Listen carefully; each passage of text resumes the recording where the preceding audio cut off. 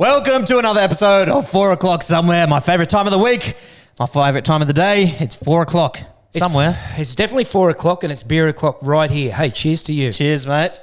We've got a good episode in store today. We're going to be chatting near-death experiences. Oh boy, there's some good stories from you guys today. Yeah, we've got some good stories. You know, the comments are so good. And we have to get them out because when I'm reading them, there's so many of my scenarios that I saw in those comments. Yeah. Well, I was reading through the comments. I'm like, I don't know if I want to share mine now. Mine looks pussy now. Yeah, it does actually. Some of them are pretty full on, but hey, we're going to get through them. But let's first. Did you watch The Block? Have you watched The Block yet? The Block auctions. Mate, all I know about Adrian Portelli is that he is a legendary marketing genius. Now, you know Adrian, and I want to get your angle on it. Like, what's your take on all of this? Well, firstly, he's bought all 5 of the Block houses this year. He's been notorious over the last couple of years, causing a controversial scene on it all. But this year, he took them all out. I had a feeling he was going to, but just the way he did it, just so good. Well, he did it anonymously, right?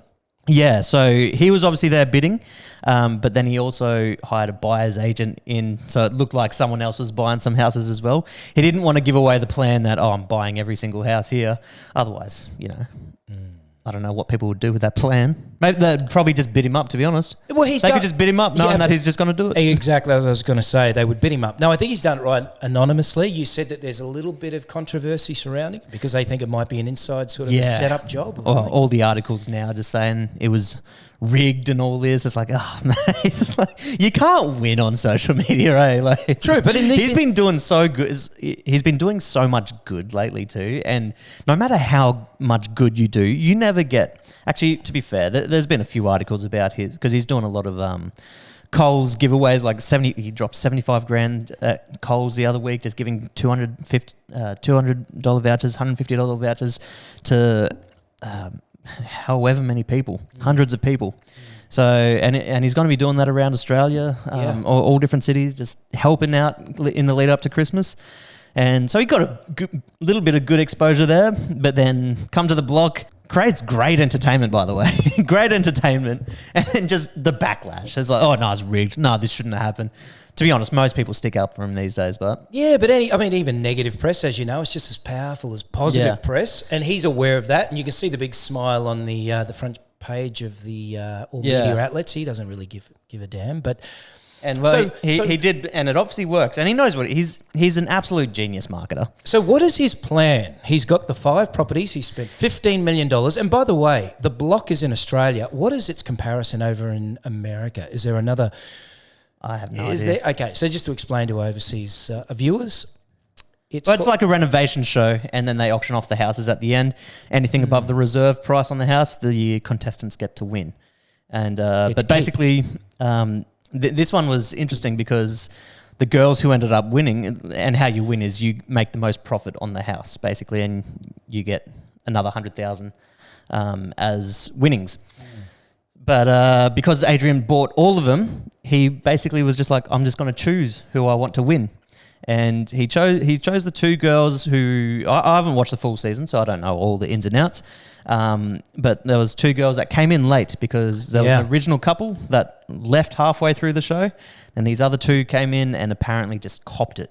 They just copped it hard. Not only they copped it, I saw a couple of their rooms, and they were quite talented, these young ladies. So I think there was a bit of jealousy maybe going on there. But from what I saw, and I'm not a huge fan of the show in that I watch every episode, but what I saw of the girls, their interior designs are very tasteful. But no, strategy. Oh, yeah, but that's his plan. One winner is going to take all 5 houses. He's giving away 5 houses that he spent $15 million on. What? 5 property giveaway? Yeah, for one person. One winner takes all. One person. One winner takes all. My God. That's probably the world's biggest giveaway. That's got to be the world's biggest giveaway. Yeah, well. 15 million, apart from lottos and stuff. Yeah. But lottos aren't. That's gambling. That's not a giveaway. But yeah. Okay. And good on you, Adrian. But hey, it worked. He did post this little. He's number 1 Google trending right now. What on the planet? On the planet, number 1 trending on Google. Strategy well planned, money well spent. and he's at the number one spot in the last 23 hours, 200,000 plus search volume. So he's trending ahead of Trump. Yep. Second on the list was Remembrance Day, and then Trump, Melania Trump is next down from there. So yeah, it worked, mate. Yeah. Proper marketing genius. I love the bloke. He's a really good dude as well. Yeah. Good heart, and I'm stoked. I love watching his journey. I love watching his journey. Even the last 2 years, I've known him for 2-3 years, and just seeing his journey in that time has just been incredible, inspiring. So, Adrian, if you're watching this, mate, you're inspiring. Love your journey. Keep it up. Keep it going. But how was your week? Anything interesting happen your way? Yeah, I had a meltdown on my swimming pool. Yeah, what's going on with swimming pools anyway? Like they either work or they don't, and when they don't, they turn green, and then all of a sudden, it's just panic. Got to get it sorted. I had a pool guy out today, and it's like, I don't know. I've had a few out. I just don't know who to trust. You know, because one's telling me one thing, one's telling me another. Sometimes they're telling me I need to replace everything. And it's kind of doing my head in, mate. So that wasn't a lot of fun, but you know we'll sort of get through it. Right, but before we get on to me, I've got to ask. Last week you were all November 1st, set up Christmas tree. Nah, I'm all for that side. Is your Christmas tree up yet? I knew you were going to go. Is it up? It's not, is it? Well, hang on. Your wife got back 2 days ago. Wait. Did you set it up for your wife? Let me just outline my stance on this. I used to be a December guy. I'm now a November guy because I want more party time. That's 4 more weeks of party time. But what's the question? Did I set up my? Did you set up your Christmas tree like you said you were going to while your wife was away? No, I didn't. Mr. November 1st, hey? Yeah. No, it sort of slipped my mind till now, actually. You're going to wait till December 1st. Yeah, I'd respect you if you did. Oh, yeah. But I'd call you for your shit too. Kind of goes against everything I argued. But, yeah, okay, we'll do it this week. So, no, I haven't set it up. Yeah. Trust you to remember. No, but we went to try take Harmony for a Santa photo today. Yeah. Our Christmas is in full swing. It's unbelievable. But yeah, no, we tried to take her for a Santa photo, but it would have been her first time ever because she's always been too scared to go up to Santa. Today she was like excited for it. She saw Santa in the shops over the weekend. She's like, I want to go do it. I want to get a photo. And we're like, oh wow, she actually wants to do it this time. And obviously wasn't dressed up or anything like that. So we're like, all right, we'll do it in a couple of days, okay? So got her all dressed up and got ready, went down to the shops for a Santa photo. She saw him in the distance. Santa was waving to her from a distance and she got all like giddy and waved back, all excited, and got up there. She was happy, looking forward to it. As soon as we sat down, just went into her little shell. Just needed to cuddle her little soft toy, and yeah, so I still didn't get a photo. It's quite intimidating for a little girl that age. Santa's quite a presence. Yeah, he's quite an enigma. Has a power about him. It's like I remember when my parents first took me to a rodeo. I was like the same age as Harmony actually, but I'll never forget it. Scarred into my memory. This half man, half woman come out. It was like almost like a circus, I guess.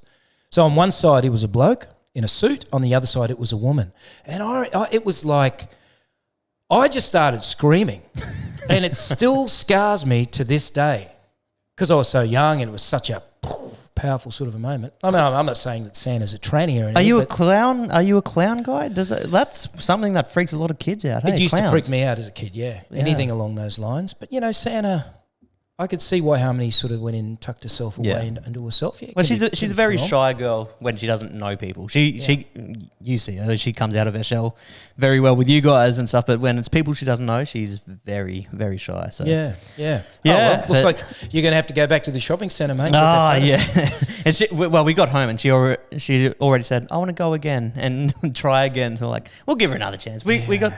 We got 6 weeks to try. Yeah, maybe dangle some money in front of her. She's a prasad, right? Oh, no, she helped me on a prank the other day. Proud dad moment, I'm telling you. Did you see the video? No, I still haven't seen it. Oh, she helped me. It popped up on my. How did it all happen? Because I remember a while ago you saying, I don't want her involved unless that day comes where she wants to be involved in a prank. So she sort of inserted herself. So it wasn't really much of a prank, but there was a spider in the house, and Cassie hates spiders with a passion. And I just saw it there. and she was freaking out. Jashan, get it, blah, blah. And I was just like, oh, I might just get the camera roll and see what I can do. Yeah. So I wanted to just try chuck the spider on Cassie and film her freak out and whatnot. But yeah, all that happened. Harmony's in the room. She sees everything going on. Mum running around the trampoline in circles, screaming. Runs back in, locks me outside, but then realizes the spider is still inside. I didn't have it the whole time. And so she lets me back in. And then Harmony thought it was all funny. Yeah. And then a couple of minutes later, I've walked off to my office. She's followed me. And we've got like just a fake spider in there. I've used it for pranks before. Just a fake spider sitting there. And she's like, can I go through this on Mummy? I'm like, yeah, do you want to go throw it on Mummy? She's like, yeah, you have to come with me too, though. I'm like, oh, she's getting sneaky. She's in on it. So, yeah, walked into the room, just chucked it, and then immediately ran back to the room, got our fake snake, went and chucked that. She was just loving it, giggles, and yeah. It's in the DNA, mate. It was only a matter of time. She's chosen the right team. Team daddy, daughter. We'll see. Time will tell. Coming to 2-on-1 against Mummy, eh? This is what I've needed. Welcome to the land of pranks. Hey. Harmony. Cheers to Harmony. Cheers to Harmony. Cheers to Harmony. Your kids better watch out. They're going to start getting cakes thrown in their face My now. kids deserve it. But let's get into the topic.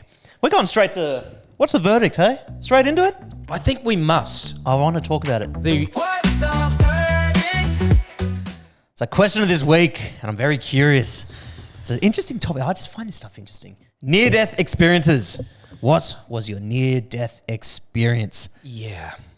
I guarantee that if you were to ask anybody in your family, in your circle of friends, everybody's had at least one. Some more extreme than others. Some probably closer to death than others. Don't know why I laughed then. And some probably just not even worth talking about. But the comments that we've read, they've been quite amazing, and I can't wait to get into them. But let me ask you, mate, because we haven't really had a chat about this. We thought we'd just run this off the cuff. You've had some time to think about it. What has been your most dramatic? Well, first of all, have you had a near-death experience? Well, yeah, one of them we have spoken early on in the podcast. One of them where I got the rat bite, got septicemia, arm blew up, and so that was probably my closest.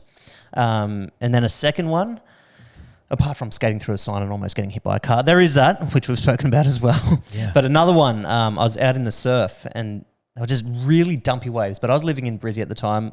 My best mate was living at the coast. So when I came to the coast, I wanted to surf. Even if it was dumpy, I just wanted to get out there and try surf. And went out the back. I already had a bad shoulder as it was from skating at this point, but got dumped by a wave and it popped my shoulder out. And I just started getting dumped. It was like shocking waves. You wouldn't even bother trying to surf. My mate didn't come in. He stayed on the beach with his missus. And got dumped on the first wave. Shoulder popped out, and I couldn't get back in. I was just getting dumped by these waves. Shoulders just getting cooked, thrown all over the place. I'm trying to yell out to my mate because I couldn't swim. Like my arms just hanging off, and I'm just getting dumped. Trying to yell out to him. His missus is on the beach, sees me, and she's like, "Is Josh okay?" And he looks at me for like 2 seconds and he's just like, it's just Josh. He's just awkward like that, you know? He's just awkward like that. That was what he said. I'm like, what a mate. Mate, just early days of his relationship, he's just like, he's awkward. Don't worry about him. Yeah. But yeah, and it took him a little bit of time before he realised I was in proper danger. I was just half drowning out there before he finally realised it. So he came out and got me and yanked my shoulder back into position back on the beach, but they're probably my two. Okay. Yeah. Okay. What about you? Ian, what's your mate's name? Mick. Well, it's the one we spoke, the ex-copper we had on the show. The copper. If you haven't seen that, check that guy out. He's amazing. But in Mick's defence, you are a little bit awkward. Yeah. You know. Well, especially when it comes to surfing. Having said that, though, imagine how many people are a little bit awkward. Or we're all a bit awkward. But it went that way where they just left him out there. And they actually it's just normal. They didn't make it. He's just waving to us. That's scary as hell. I've had a couple, but before I sort of it's one of those things when you think about death, right? Like at some point we all think about it. I think as you get older, you not only think about it, maybe a little bit more, but the reality of the consequences of death become more, they resonate a little bit deeper because we obviously have things to lose now. We have children, we have assets maybe, but more importantly children. We have family. And I say that because there was a time, my grandfather was a pilot, and he used to teach pilots how to fly in Dolby, my grandfather. And we used to go up in the plane with him quite often. We'd sit in the back as kids and he'd fly over our wheat farm and check it all out. They weren't big planes. They were just those, top wing Cessnas. Yeah. But, and they'd sometimes these pilots would land and they'd bumpy land. They'd have to take off again. But we didn't think anything of it. I didn't mind flying through my teens and through my 20s and everything else until I started having children. Now, planes freak me the hell out because... Planes in general or like the small planes? Just anything that might take me away from my children. That if something goes wrong, I worry about my kids. What's life going to be like for them if I'm not there? I think it happens to all of us. It's like you don't... Yeah. Even to the point of with my knee and stuff, it's like I just don't want to do... I don't skate or anything anymore just because I don't want to injure it. Anytime I've injured it, I've been out for like 18 months. I'm like, no, I want to run around with my kid, It's not that dissimilar because you have youth on your side. You get an injury, you can come back from it. But when you get past, say, 30, 40, 50, you're worried about your kids, you're worried about your health and things like that. Well, how's it being in your 60s? Is it all right? Not bad for 60. Check me out. Not bad for 60, all right? Thank you. Sorry, you were saying? I'd rather tell people I'm 70 and have them say, mate, you look fucking great. Yeah, just compliment fishing. Yeah, that's brilliant. Thank you for that. So I say that because my first near-death experience, I was 18. And I just finished high school and I moved to the Gold Coast and I was an apprentice butcher for about 6 months. And I had an old football mate come up and stay with me. Anyway, we went out one night. We all got on the piss. Which doesn't take a lot. We're only 18. And we're drinking on the Gold Coast and we weren't off our face, but we were well and truly pissed. Come 5 o'clock in the morning, the sun's starting to come up. This is when the surfers are out hitting the waves, and him and I, we got our jeans on and we thought, let's go for a swim. This is what you do on the Gold Coast. Before you continue, I just got to say, the worst feeling in the world, going out and coming out of like a bar or nightclub and the sun's up. I instantly hate myself. Well, that happens when you get older, mate. When you're about 18, you don't give a shit. Nah, I've always been like that. Hey? I hated going home. I'd need to get home. As long as I was home in bed before the sun was coming up, then I was sweet. But if I saw the sun come up, I was just pissed off. There's a can of drink you can get. It's called Harden the Fuck Up. And maybe you need to get yourself one of those cans right before sunrise. You know what I'm saying? Because... There's two ways of looking at it. You can look at it that it's I'm a vampire, it's going to kill me, or you can go, this is the start of a new day. I feel great. Let's go. No, you don't feel great though. No, you don't. But that's the way you got to look at it. Anyway, you've obviously stayed out that late at night and not been successful. You're not feeling great. Yeah. I've seen the sunrise too many times. But having said that, it does get harder.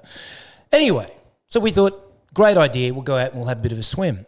I kid you not. We were no more than 15 metres offshore to the point where we couldn't touch the ground. And we had a little paddle around. Now, I was with a football mate. He's a pretty fit guy. We went to swim back in. Unbeknownst to us, we're caught in a rip. Oh, no. But I was too sort of intoxicated to tell I was in a rip. I just kept swimming and swimming. It took me a little bit to realise I wasn't going in. I don't think I really was going out, but I was kind of in the one spot. So I started to panic a little bit. So I swam harder and harder. And then I felt the sand on my toes and I went, oh, good. But then I felt my foot drag off it. Like the rip dragged me off the sand. And I knew then. And I was starting. This is it? I was starting to really suck up. Going back home. I'm being deported. I was sucking up the big ones. And I'm thinking, mate, if I don't get in the next few paddles, in the next 5 minutes, my energy was depleting really quick. So I went really hard, and I just thought, in that moment, I thought, I can't make it in. And I was tired.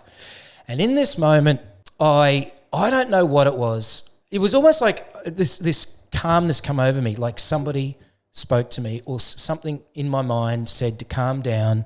It's going to be all right. Calm down. And in that moment, I did. I sort of just stopped. Okay. I stopped paddling. I took a breath. I swear to you, to this day, it was God.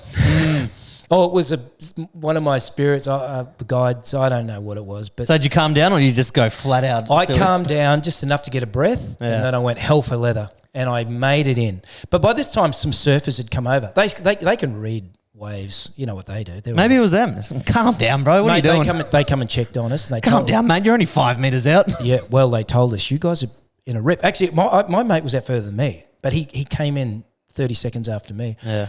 But I almost had to drag myself up on the sand. I couldn't even pick my body up. Like I was at the end. I felt I was at the end.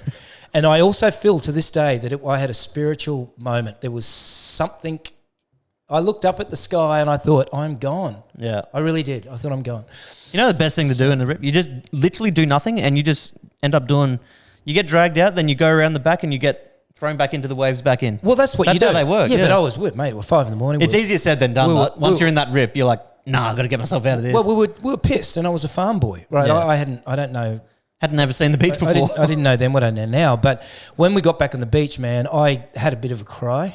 It really hit me for a six. And my mate was out further than me. And we looked at each other and we had a moment. We'll never forget the moment. We've spoken about it many times that we both thought we were gone, right? Yeah. So that's probably my nearest death experience. Actually, a scary thing, the ocean is it's so, well, when you really think about it, it's so dangerous. Sharks, rips, man, it just sucks you in and can just take you like that. Yeah. I think. Well, people overseas, I know Americans respect Australia for so many of our dangerous animals. Especially in Queensland, we have our crocs, we have our sharks, we got venomous spiders, we got venomous snakes. But the one thing that probably doesn't get spoken about as much as it should, box jellyfish. Oh, they're dangerous. They can kill you very Box quickly. jellyfish. They're the size of maybe a 50-cent piece, right? But then the tentacles. Tentacles go for a few meters. You get stung by one of those and you may as well kiss your ass goodbye because they are highly toxic. Yeah.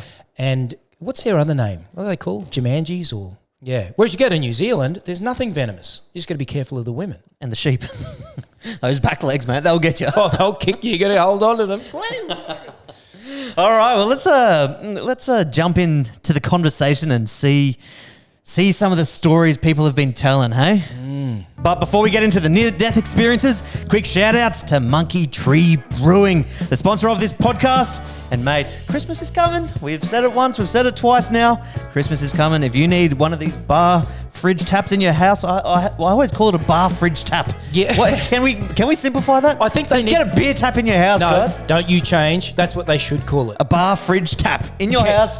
Kegs, fill it up with kegs. Yeah. Pour yourself a beer, mate. Invite your mates over and empty it in 2 sittings. Yeah, you can have a pale ale, you can have a lager, you can have a stout, you can have a spirit, you can have a cider. There's ginger beers. Mate, there is a huge selection. Aren't we going there to do a vlog, right? We're going to shoot the behind the scenes of Monkey Tree. So thank you, Monkey Tree Brewing, for supporting this channel. I'll leave a link down in description, guys. Check it out. Get one of these things in your home. You won't regret it. You won't regret it. Cheers, Monkey Tree.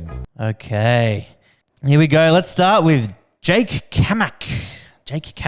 When I was at high school, my mates and I used to go swimming at a quarry in Brisbane. One day they decided to swim across the quarry, which was a decent size, and I thought it was a great idea to do the same. Got about halfway and my body decided it had had enough, so I started to drown until my mates noticed and swam over to me and pulled me to the side so I could catch my breath. Jake, was that the one near Carindale? The back there? Did you ever go there? No, but there's so many water quarries in Brisbane that are not fenced off. Jake's story is not uncommon. Yeah. It really isn't. Yeah, there was a really good quarry we used to go to up the back of Carindale, somewhere around there. And we used to set up plywood up the top of this. It was probably about 6 or 7 meter cliff into the water. We'd set up a bunch of plywood and get an old skateboard and just skate off it, just try to do tricks off it into the water. But I know what you're talking about. If it is that one, swimming over to the other side where the big dog was. Yeah. And the thing is... Decent swim too. Yeah, well, the thing is, your quarry, it's all fine and happy and dandy and you have some great times, and then it floods and you head back to that same quarry and it's a different beast. Yeah. Here we go. Kimberly Hewson. Bled out with my first cesarean. Oh, geez. And went into cardiac arrest with my second cesarean. Moral of the story, kids are bad for your health. Oh, kids are bad for your health. Wow. That's a great example of it, That's Kimberly. scary. Do you know what? I don't think that's uncommon. Bled out with my first one and went into cardiac arrest with my second one. Do you think that was to do with like trauma from the first one, thinking about it, and the stress off the back of that as well? You tell us, Kimberly. That sounds hectic though. Yeah, absolutely. I know when we had our second child, This is why you should stop it too. Yeah. Kimberly, I think you should stop it too. Well, ours went. So when Tiger was born, there was a problem when Danny went to have the epidural. He went in too far, tapped the spinal column or spinal fluid. She had migraines for 3 days. She couldn't sit up. They had to put a blood patch on it to fix it. Second child, it was disastrous. I'm filming, and the doctor looked at me and sort of told me in a assertive way, "Put the camera down. I need your help." Your wife's in a stressful situation. You're just trying to snap up some nudes of her, or what? Nudes. I never thought of that. I do know this. David Attenborough was playing on the TV above her head, and it was elephants mating. How weird. Cooper Stevens back-chatted my parents more than once and they almost killed me. Long story short, I got what I wanted and I'm still alive. We all have those mum and dad stories. My mum had this, she used to have this wooden spoon, but it was a short, really fat wooden spoon. And we used to get hit with it. She would always get more satisfaction out of me. She'd hold my hand and I'd keep running in circles. She never really could hit me. Whereas my bigger brother, she broke the spoon on his ass. But she always said to this day, she got more satisfaction out of me. We had like a square lounge room table, and anytime the wooden spoon came out, we had a strategy. We'd run straight to the lounge room and get to the opposite side of the table, whichever way mum or dad went, you went the opposite way, and it used to do their head in until there was this one time. I was running away, staying opposite. I was sweet. And then mum jumped up on the table. Oh, she beat the system. Game changer. She beat the system and jumped over the table. I think I froze up. I didn't know what to do. I was like, oh my God, mum's just on the table. She gets us like crazy if we ever get on the table. And she's up there right now. Oh, terror. Swinging a wooden spoon at me. Have you, I've heard your mum speak many times that butter wouldn't melt in her mouth. No. Give her a wooden spoon, mate. Yeah. Okay. Jeffrey Bedford was in Fiji snorkeling when I heard something, looked up, and there was a boat on top of me. I smacked the bottom of the boat so hard with my forearms that the motor went past my head, missing me by a foot. I came up onto the beach. I had paint on my arms from hitting the boat so hard. He's a foot away from death. Wow, that's a close call. That's not even an injury. You would that. And you know what? If you're in a boat and you hear something knocking the bottom of your thing, guess what you're thinking? Oh, it's a shark or something. Mermaid. That's where these mermaid stories come from. These sort of incidents. I wish mermaids were real. They're real. There's something about them, eh? Oh, they're real. I've seen one. But no, Jeffrey, that's a close call, mate. That's scary. What would you do? It's like you'd just see that motor coming towards you. You'd be like, oh, shit. Hey, I'm just reading the back end of his sentence. I had paint on my arms from hitting the boat. Hitting the boat. So hard. So does that mean from hitting the boat he had an erection at the time? Well, you read that. It sounds like he had an erection. It's funny because we're going to be talking about that. But I had paint on my arms from hitting the boat. So hard. There's no comma there, mate. Isn't that a comma? Get your head out of the gutter.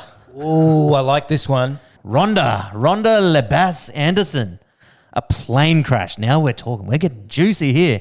Single engine died, ditched into the Bass Strait, stuck in the plane, 4-seater with 4 on board. Uninjured, but nearly drowned trying to get out in 1985. You picture that. You visualise that. To say you've survived a plane crash is hectic. Mate, this is Castaway. Yeah. It really is. You've had a plane crash, you ditched it into the Bass Strait.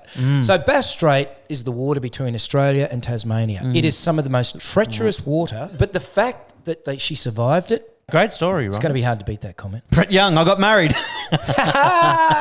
Sorry to hear, Brett. I hope you're doing all right, mate. I hope everything's been all right. Yeah. Clive Greenblatt.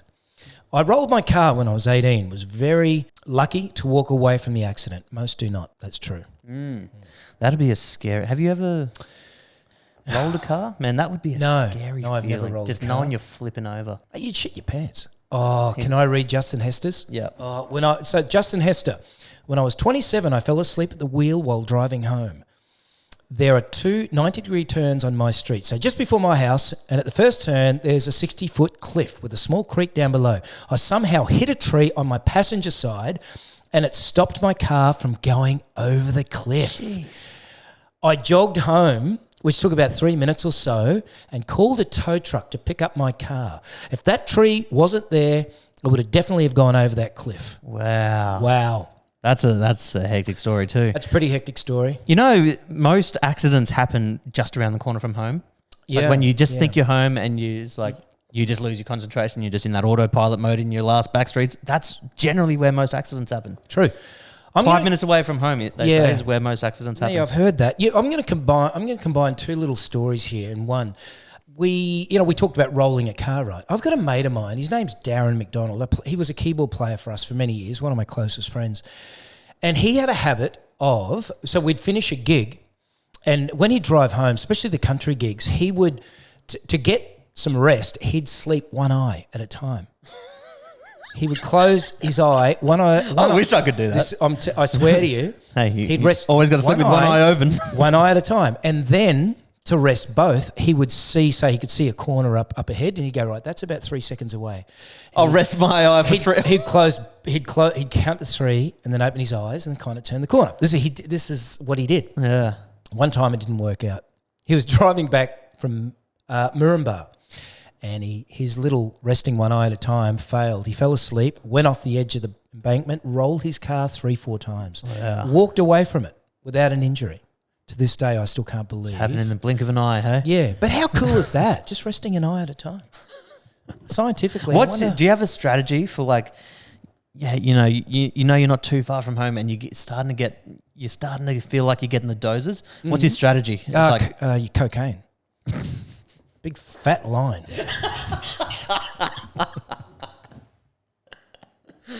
Well, what do you do? I'm going to start doing that, that's for sure. No, my strategy is aircon full belt, radio as high as I can, and I just try to sing to the song as loud as I possibly can. Hopefully it wakes me up. I start slapping myself sometimes, but the problem with that is I find if the song ends, then I've just used so much energy just belting out that tune, and you're crashing even harder. So you're just hoping the next song is a banger as well. Yeah, exactly. Keep going. They do say, look, turn on the aircon as high as you can, but then your body gets used to that cold chill as well. Yeah. And then all of a sudden, I don't know. I think you just need to pull over. Maybe this is where self-driving is actually a pretty good thing sometimes. Yeah, Get me home. Bring it on. Patrick James, I had an obstruction in my bowel where my bowel almost exploded. Turns out it was being a stage 4 tumour. Oof. Oh, good. I was going to ask. It wasn't a dildo, was it? It was a tumour. Thank God. Sorry, Patrick. You're on fire today, mate. You're on bloody fire today. I hope you're okay, Pat. Have you just smacked a massive line before you came in this room or what? You'll never know. Here's one with a photo. Oh, and it's a violent or graphic. You know when Facebook does these? They block these photos. Darcy Sarkey. I think that's how you would say that. When they block the photos, do you just get the urge? You're just like, I don't care what it is. I've got to see it now. Oh, definitely. Yeah. Hey? No, we see photo. What do we got? Ooh. Okay, that's a knee? That's a knee.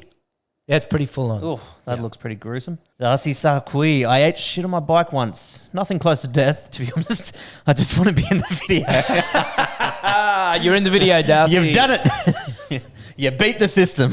Oh, that's a nasty looking. Mark Jones kissed my sister-in-law and got caught by the mother-in-law. Not good, lads. Not Mark Jones. Oh, Marky Mark. Wait. Marky Okay, Mark. kissed your sister-in-law. Is this? That would make it your wife's sister or your sibling's wife. Which one is it? Well, I would think that it would be his wife's sister because he got caught by the mother-in-law. And it wouldn't be the mother-in-law if it was a sibling's partner. Right? Oh, no. You kissed your wife's sister? That is so cool. I want to know more, Mark. How did that end up? Did your wife understand and laugh it off? Did you get slapped in the face with a lawsuit? He's taken the advice, do now, apologise later, way too seriously. It's like, that's beautiful. Oh, sorry, babe. Yeah. What happened? You got to elaborate. What happened? Get on the podcast. We need to chat about this. I dated a girl once. She was a lovely girl. But she had the hottest sister. And her sister always had a boyfriend. So it never went past. So you settled for the sister? No, I dated the sister first and then got to know her other sister. I'm thinking, wow, she was just beautiful, but didn't see past it because she had a boyfriend and everything else. I remember then she broke up with a boyfriend, which was one thing, but then I started having, some relationship issues with my girl.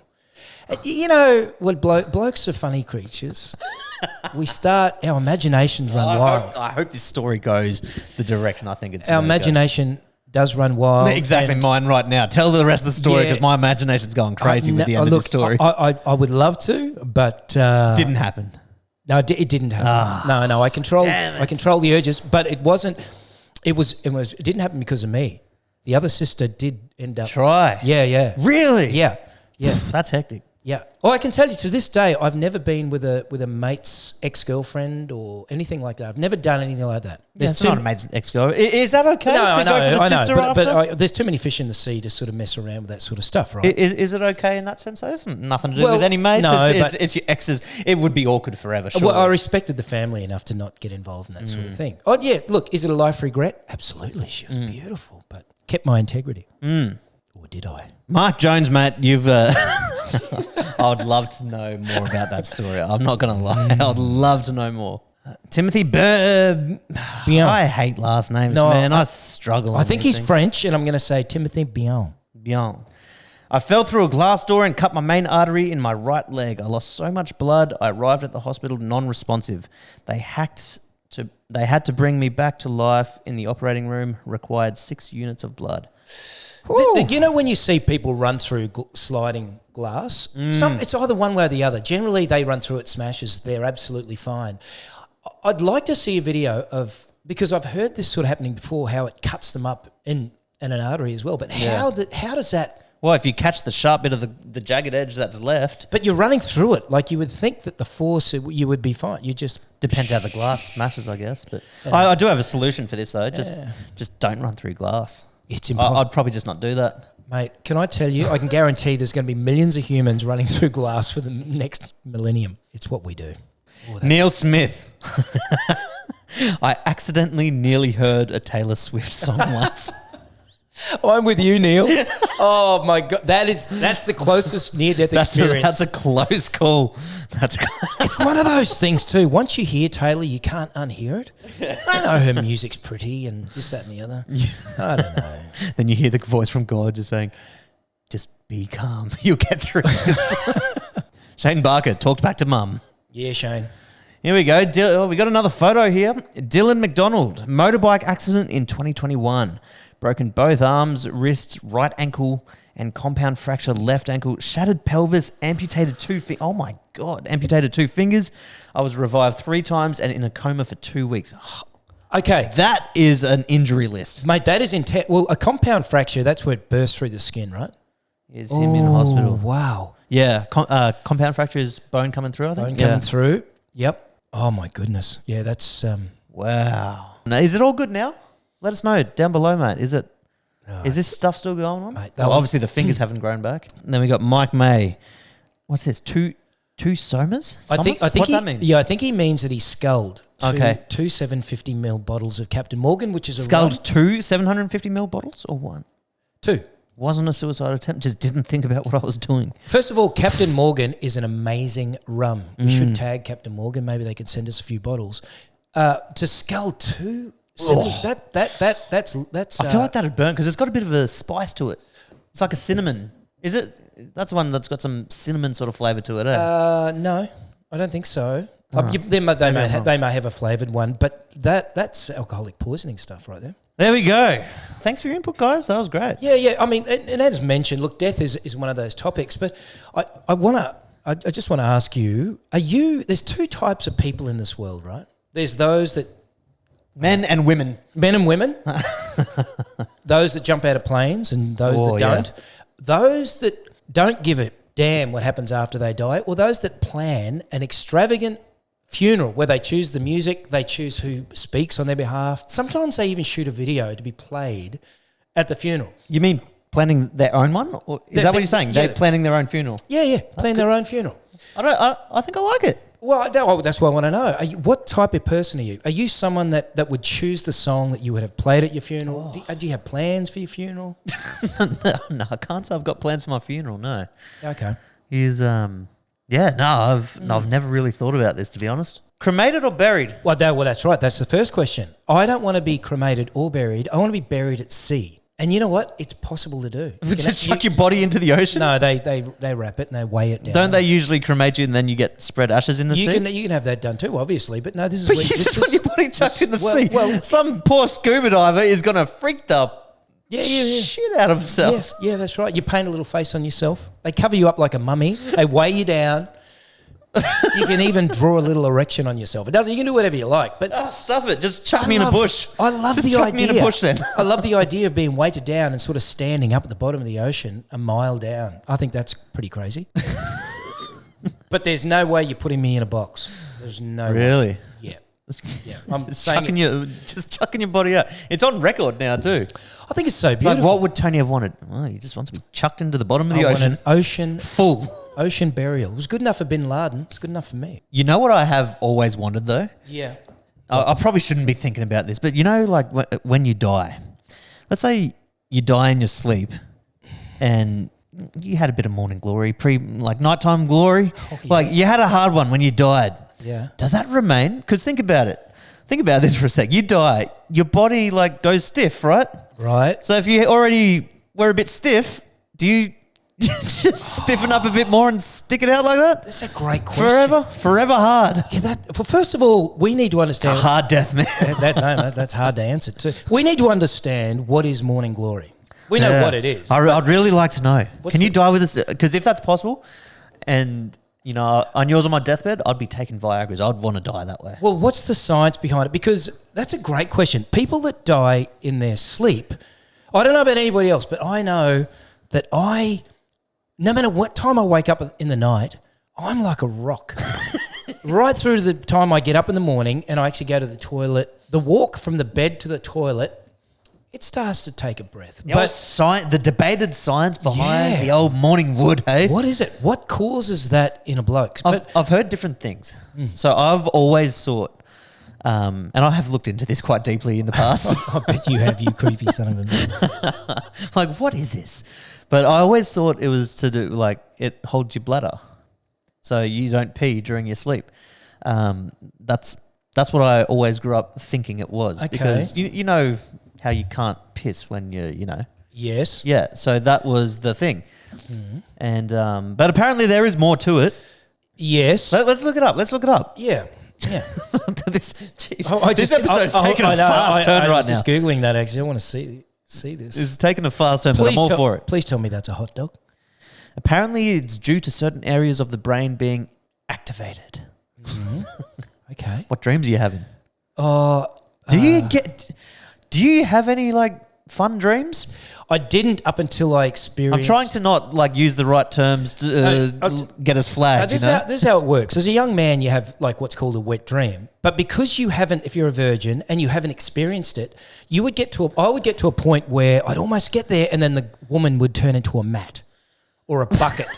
Or something really weird. And I used to wonder, why do I never get to that point? Because You will never get this. You will never get this. I didn't know what it felt like. I didn't know what to do. I'd never done it, right? But then obviously, you know, you move into the world of adulthood and you start having those dreams. So the question is, do I? Yes. Like you wake up and like proper wet dream. Like it's the deeds happen. It's I don't know. I wouldn't say it's Because, you know, literally a wet dream, but it's quite very erotic. I wish I got these dreams, man. Like You don't get erotic dreams at all. I've had like I could probably count on both my hands in my whole life. Less than 10 my whole life. But I've never like finished in my sleep. Never. No, like sometimes I have Because that's the thing. People proper just like Yeah. I lucid lower load. I lucid dream a lot. So that's when I'm in my dream and I know that I'm dreaming. Yeah. And sometimes I'm in my dream and I'll go, I think I'm dreaming, and the way I know that I'm dreaming is I'll jump in the air and I'll flap. And if I can fly just a little bit, I know that I'm in my dream. That Sounds like the movie Inception. That sound a bit like that's just your token. It's like instead of spinning the coin, you're just like token. That's exactly what it is. That's my token. And then I have wonderful, erotic dreams. I mean, I think it's normal. I don't think it's normal not to have an dream of having a dream like that. erotic dream. Maybe you need to watch more porn. Maybe I watch too much. Maybe you don't watch enough. I don't know. I don't know. I'm willing to give it a try, though. Maybe we do a test. Just I don't want to be in the room when you do. That's all. Well, let's watch it together, and we'll go off to our separate beds, and then have a good night's sleep and see what happens. What? Just it's Why? science, mate. Don't This is look at- science. No. Don't be disgusted. This is science. Why? This is important for the people. We're trying to educate. We're trying to get down to it. You don't want to watch porn with me? Do Do it for science. you want to watch porn with me? Stop looking at me like that. It's fucking creeping me out. I'm getting goosebumps, so I won't lie to you.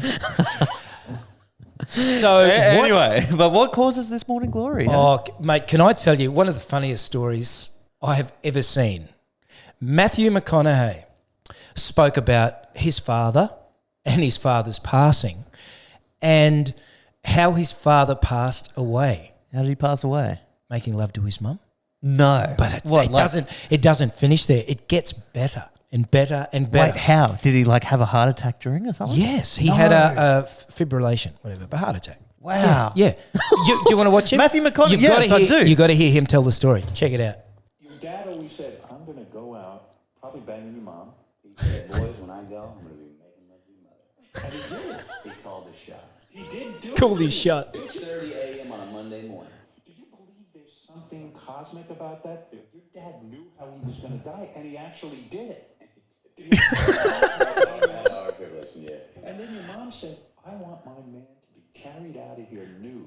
Because I want them to see the gift that was Jim McConnell. Yes! Right? I mean, is that what she was talking about? Yeah, the paramedics are covering him, and all the neighbors are out in the street, and he's going out the garage down, so, you know, what's the sensible thing to do at 7 a.m. cover him? Right. My mom's out there half naked, ripping the sheet off of him. Get that sheet off of him. You're going to see how big Jim is. Oh, how big he was.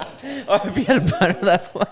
Oh, I could see Cassie. That's the best. I could see you getting wheeled out. Cassie going, rip that shit. Oh, Cover him up. Cover him up. I want you to see how, well, not how big, but what beautiful colour skin he has. Oh, golden boy. That's the best story I've ever seen in my life. How good is that guy? So died during it. Man, Yeah. that's hectic. And then mum's just like, no, he did a bloody good job. Wheel him out naked. That's, mate, I just love that story. I think it's fantastic. But here we go. Here's a few explanations for your morning. I don't even know another word for it. Let's just call it what it is. Morning glory. Morning wood. We're probably going to get this video flagged. Let's just accept it. Alvarez continued to explain that sleep is made up of several REM and non-REM sleep cycles. During REM sleep, there is a shift in the dominant system that's activated. Wait, what? What are you talking about? Just tell me how we're getting a stiffy. Yeah, Stiffy, great word. My brother's nickname, Stiffy. Hope you're watching, Stiff. It's more likely the reason for morning erection is that the unconscious sensation of the full bladder stimulates the nerves that go to the spine, blah, blah, blah. Okay, so that one's saying the wee-wees. Why does morning glory happen? We're going to get to the bottom of this. All right, here we go. Your testosterone level is at its highest in the morning after you wake up. It is highest immediately after waking up from the rapid eye movement, the REM sleep stage. The increase in this hormone alone may be enough to cause an erection, even in the absence of any physical stimulation. Okay, so testosterone, an influx of testosterone. You're not morning, you're No, all through the night. All through the night and morning, yeah. Every day, without question. And I'm sure I'm not the only one. I think it's manly, it's a manly thing. But do you think it's only because you notice? Do you wake up a bit during the night? Because you'd only know Yeah, that. I do. And it's just getting, it's Yeah, I not do. necessarily about being in the morning. It's about getting out of that REM sleep stage Yeah, I do. I wake where up it a lot. pumps up your testosterone and like pumps it up like this. Boing. Like, Yeah, boing. What's it like? Did you ever in school, we used to make this, it just used to be the funniest noise for me. You'd hold your ruler on the edge of the desk and just go, lift it down. Yeah, mate. That was always my sound effect for the... Yeah, we all did that. But is that what you think of when you think of erection? Nah, just Yannette Garcia. Yeah. I've brought her in again. Yannette Garcia. Every episode for the rest of this season. Yannette, We've come gotta- on. Yeah. Reach out, darling. Help a brother Even in my out. dreams. Reach out. Help a brother out. Jump into my dreams, yeah. Jump into my dreams. So, yeah, I don't think... Here's the thing. I don't think anything's actually confirmed to be the actual reason. Is it healthy for men to get an erection every morning? Healthy male reproductive system isn't complete without healthy testosterone levels. Testosterone reaches peak levels first thing in the morning, which is often enough to cause an erection without physical stimulation. Get to the point. This means your morning wood is an indication that the testosterone levels are healthy. I feel like I'm talking on my own swimming pool. Chlorine levels are exactly where they need to be. Could do with a bit more salt. And here's another one. Just like morning wood is normal, it is also perfectly normal to sometimes wake up without an erection. Sometimes. However, if you always wake up without one, or if you notice a sudden drop in nighttime or morning ones, it could be a sign of an underlying health issue that might be causing erectile dysfunction. I will never complain about waking up with wood again. If I wake up with a stiffy tomorrow, I'm just going to look at it and say, thank you. Can you stop looking me in the eye when you say the word stiffy? Thank you. Thank you. Thank you. Mercedes. Oh, yeah. Put some sibilance in you. Mercedes. Mercedes. No, we're all about the morning wood, hey? There you go. Morning Yeah. wood. Did we get onto morning wood? I don't know. But can I tell you, I dated a bloke that used to get morning wood really bad? Yeah, his name was Johnny Wood. Girls, can you comment down below? No. Do you ever wake up and just see it and be like, you little pig, you disgusting, you horny bastard? Have you ever Or they've been like, oh, that's cute. I dated a girl. She was a pharmaceutical rep. She sold the drug Cialis. Cialis is the competitor to Viagra. Have you ever used Viagra? I've never used it, no. Okay. Cialis, I believe from memory, it has 6 times the action or duration over Viagra without the nausea. So it's like on steroids. Now, and I never used it, but I gave it a trial. Wait, so does Viagra make you nauseous, make you feel sick? Well, Viagra can on some blokes. Yeah, okay. It's one of its adverse effects it has. But with Cialis, it's for erectile dysfunction. But if you don't have erectile dysfunction, it's like steroids, It's right? raging. Mate, you'll get up the next day, find it hard to walk. You'll go out and do some shopping, and a little breeze, you're Feels away. like you've been punched in the dick. Yeah, punched in the dick. Nothing like a good dick punch. And you're walking through Aldi, and it becomes uncomfortable. It's ridiculous.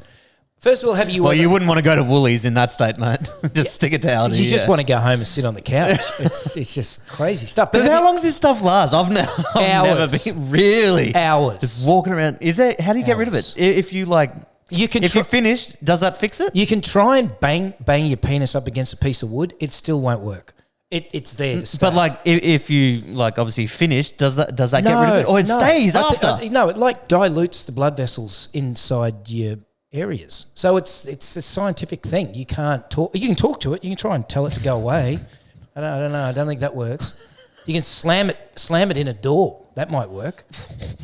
But basically, You might break the door. basically you're stuck with it. You're stuck with it until it decides to go down. It's almost like when it looks up. It at you and sounds goes, terrible. Why do people take this? Oh, I think if you need to. I think it's a perfect example of that men don't own their penises. The penises own the man. They're the boss. We have no control. They are the boss. Unless yeah. you take inside. So yeah. Yeah. Do you still take it? When's the last time you took it? Do you still have it? No, I tried it once, and this is 20 years ago, Oh, maybe right. 15 years ago. No, I don't need it, mate. What are you talking about? Should we do a thing? Should we do it? Like a challenge? Yeah. Last one to And record a podcast. we both pop one at the same time. Is it a tablet? No, let's do it an hour before. What is it? Tablet? It's a Liquid? tablet. We do it an hour before the podcast. No, let's do it live on the podcast. Last one. Okay. First one to get one loses, and there's a punishment. Let's do it. Final episode of the season. Let's do it. Hey, cheers to that.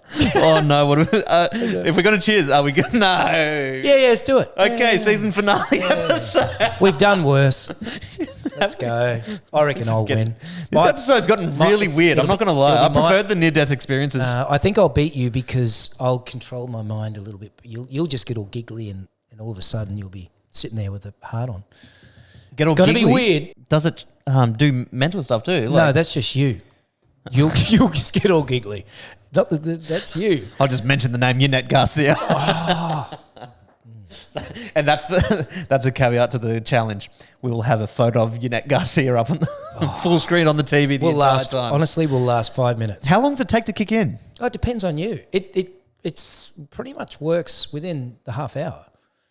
I guarantee we'll be walking away from this wooden table with wood. Track down some. I'm not going to the shops and buy them, but track down some. Season finale. We're going to episode 25 will be our season finale. So 2-3 weeks from now. Yep. Yep. Tune in for that one, We'll send the wives in. Should we get the wives on for the last episode? Christmas episode with the wives again, round 2? What's happened since last time? When we dropped the Seattleists, it makes sense. They'll have a good laugh about it. Let's do it. Let's get the wives in for the season finale. And we don't even tell them. We just drop. What was that? What the hell was that? Can I have one? It's no. What was it? And we do it in our G-string. So if when it happens, it pops out. You can't hide it. It is what it is. You're talking like we all have G-strings, mate. You're talking like we have big penises. Well, too. I do have like a, what do you call them? A cock sock now. That rainbow one you pulled out of me that time. Oh, I've still got Cassie it. got it. Oh, no, I gave it back to Cassie. That's right. Yeah, you ended up with weeks after that episode when you pulled that thing out. It was like a month later. Yeah. I jump in your car, we were going somewhere, and you're like, oh, by the way, you pull it out of your glove box. I'm like, what the hell are you doing with this thing? Yeah. I thought of putting it on a couple of times. So from that episode, you obviously put it back in your pocket and kept it. I couldn't part with it. It's a memory. Oh, we're going to have to change subject. This is gone. Yeah. This It's all a gone bit uncomfortable. very weird. For sure. But season finale, hey?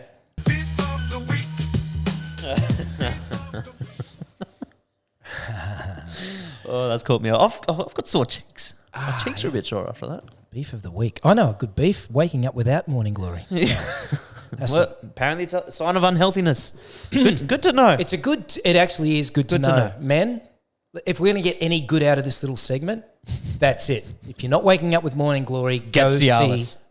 Get Cialis after you go see your doctor. All right, well, let's get to beef of the week, eh? Has anything been pissing you off this week? Oh, yes. Ooh. Yeah. Is it about the swimming pool? I don't want to hear any more shit about the swimming pool. That's all you bitch about these days is that swimming pool. Yeah. Cool, mate. Just get your bloody pool sorted. No, I'm known in my family to have like cast iron stomach. I can eat food. I can eat chicken that's been in there for almost 2 weeks, maybe a week and a half. I'll give it a week and a half.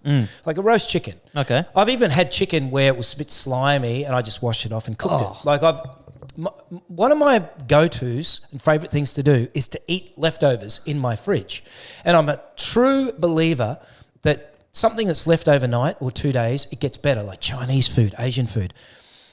My beef today is my wife throwing out leftovers without running it by me. Okay, yeah. Yeah.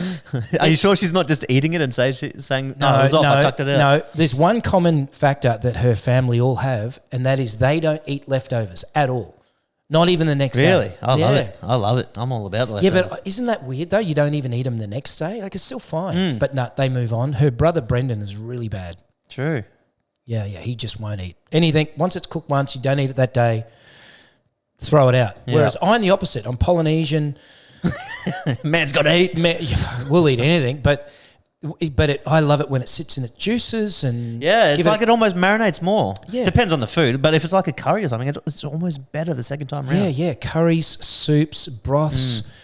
Oh, mate, anything and everything. I don't mind, but it happens too often. And Danny knows to run it by me, double check it. Don't just throw it out. Just chuck out her tub of ice cream one day, and then she'll understand. Just chuck out the tub of ice cream and wait till she. Well, the goes problem searching is for we ice cream. now have her sister here, Lara, she won't eat anything, older than 5 minutes. So she's throwing stuff out. So I've got my wife, I've got Lara. No. So I go and my beef is I plan that in my head. I know that I have a pork chop. I know where it is. It's in a container. I put it in the back of the fridge. I know exactly where it is. So I gear up for it. Yeah. So I've got about 3-4 different foods in the fridge that I have planned. I got a little food planner in my head. And there is nothing worse than when I go to the fridge, It's gone. totally excited about getting into that bloody soup, eating the chicken, making a sandwich. I don't really know anything. And Chinese food or whatever it might be, and it's gone. Cassie blended up my leftover pizza once. Had a container with 3 pieces of pizza. She just chucked it in the blender. Is this when added you had some your- water your and w- just put it in, turned it into pizza soup? When you had your wisdom No, teeth taken? before that was even the worst part. Yeah, I drank it. I ended up drinking it to prove a point. it tasted the same. It just did not feel right in your mouth. Well, but can I ask you? I mean, how long will you keep food in the fridge before you throw it out? Say pizza. Look, A week, right? within the week, yeah, I'd want to eat it. Okay, so within the week max for you. Yeah. I'm probably about a week and a half. Yeah, okay. But if you went there looking forward to that, Yeah. meat lovers pizza, it's only not 2 days old, and it's not there. How does it make you feel? Really upset. Really, yeah, no, used and abused. Unloved? A bit, a bit angry, bit sad. Like she doesn't Mixed care. emotions. Like yeah. she doesn't get. She doesn't listen. Your wife isn't. It's like she listening to doesn't you. love me anymore. Yeah. I've told my wife many times, run it by me before you throw anything out. She doesn't. She still throws stuff. What's your thoughts on best before dates? Oh, they're rubbish. Don't look at those best before dates. Well, so That how is- long after that date? It's an expiration. Well, if it's concealed in a vacuum pack, oh mate, months. Okay, so Months. for example, so there's obviously a best before date and there's a use by date. Difference, I understand there's a difference. Use by date, I don't really go past that. Best before date is obviously quite lenient. However, when I had my wisdom teeth out and all I could have was noodles and stuff, had like nothing in the pantry, and I found that up the back of the pantry there was a packet of like just noodles, like ramen. So I pulled out a packet, but I noticed best before date. Best before date was from 2.5 years ago. And Cassie was just like, it's just best before date. I'm like, from 2.5 years ago. Yeah, but no, in those cases, you open the packet and you smell it. Nah, I didn't even get to that. No, you smell I it. couldn't do it. 2.5 years is pretty. You smell it. What? You guys get involved down below as well. How long is too long for best before? Yeah. 'Cause it's lenient. I'll give it that. I personally wouldn't worry about it. I would just go on site and go on smell and just eat it. For something like noodles, I'd probably give it 6 months. But 2.5 years, ooh, that one was pushing it. Yeah, it's in a sealed pack. So I went hungry, had another up and go. Oh, no. You should have given it The a amount crack. of up and goes I drank that week. It was- Yeah. Remember that can I told you about? It's that can of Hardened Up Princess. You need to get one of those and just... What is that, your kinner? You and Ooh. your cans of kinner or whatever it is.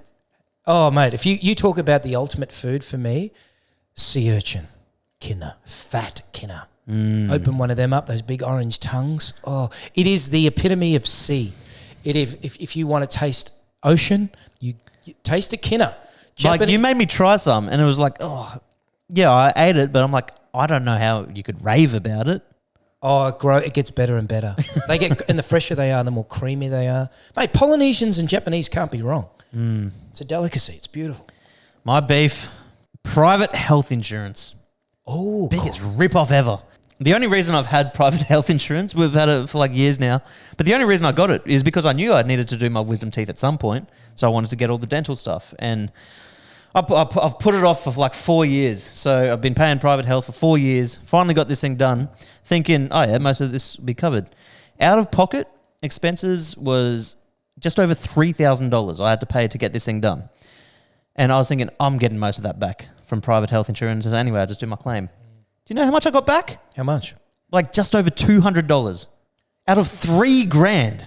I'm like, what am I paying Mate. thousands of dollars a year to have this insurance that does what? Absolutely nothing. Can I tell you, you know why you are? Because accountants tell you need to have it and you need to do it because of tax rebate and everything else. But Yeah. when you look at that example, you're paying $3,500. It's not worth it. I'd You rather need- take the freaking tax. Mate, can I tell you, that blows me away.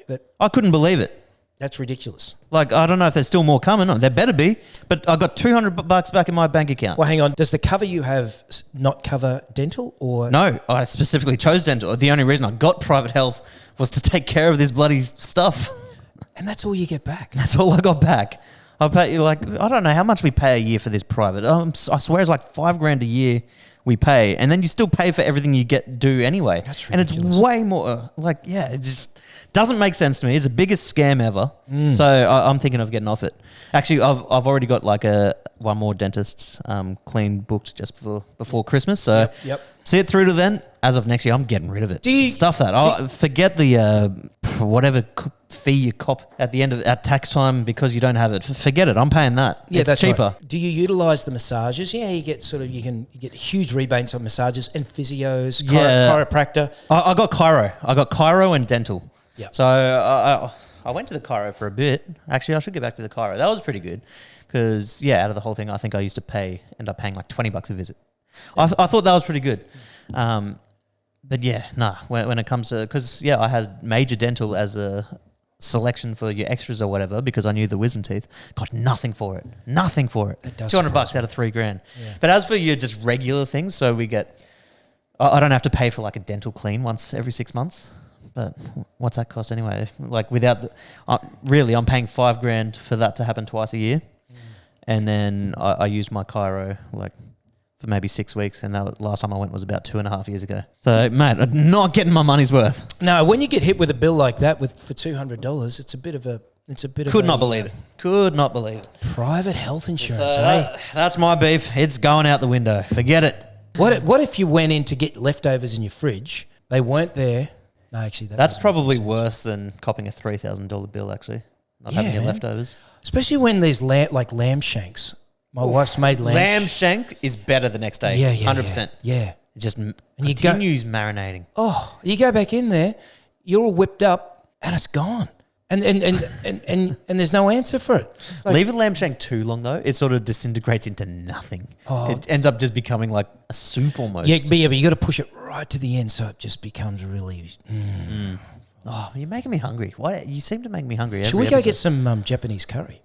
I actually had that for lunch because we were at the shops when we did the Santa thing this morning. Yeah, anytime I go, that's just traditional. I got to just get a Japanese chicken curry.